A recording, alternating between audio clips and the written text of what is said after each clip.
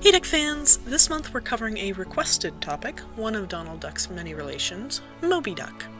Cousin Moby, possibly a distant uncle of Donald's rather, made his debut in print in the comic A Whale of an Adventure back in 1967. In it, Donald falls asleep on an inflatable raft that gets swept out to sea, where he is rescued by Moby.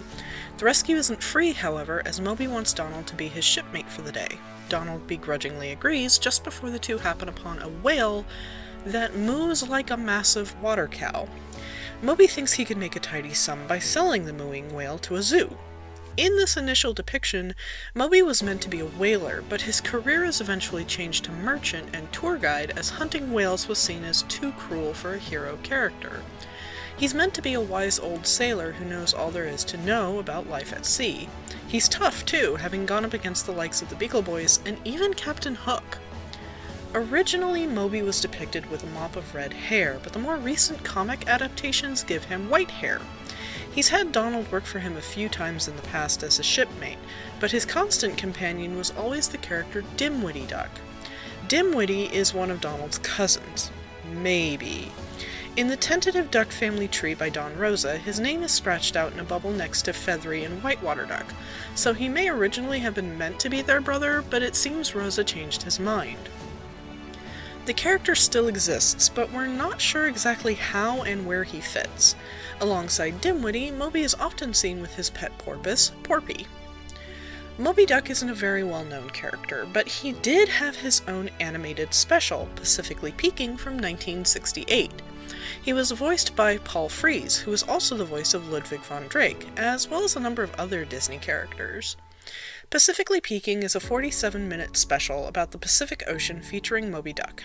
The film is shot from the perspective of a book, and Moby claims to be the author. We're introduced to the Pitcairn Island and Adamstown, founded by the mutineer John Adams. At the time of the film's recording, a man named Fred Fletcher was alive at Adamstown, a direct descendant to the mutineer Christian Fletcher from the same mutiny as John Adams.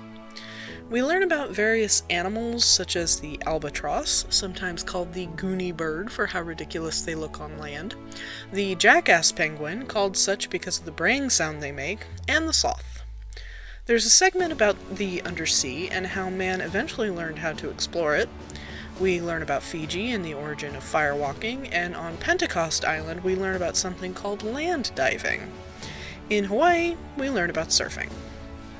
We end the special with the narrator's backup singers listing off more than a dozen or so islands that exist in the Pacific Ocean, saying that there are more places to explore than we'll ever get to see, even in this day and age. I've linked below where this special can be watched here on YouTube. I do want to stress that this film was made in 1968, so there are racist depictions of native islanders. It's a product of its time, but it's fun to watch for Moby. Compared to other Duck family members, Moby really doesn't have much of a presence here in the United States, having only been in a little over 100 comics starting from the 1960s and ending in the early 80s. He has more of a presence in Italy, where his last story, that I was able to find, was published in 2020. It seems in his Italian appearances, his sidekick is Feathery rather than Dimwitty or Donald. Italian Duck fans, are you fond of old Moby Duck? I don't know enough about him, but he seems like the same old salty sort akin to Scrooge and Donald. Even if I can't find a definitive line in any of the family trees, he certainly feels like family. Well, hope you enjoyed, Duck fans. Until next time.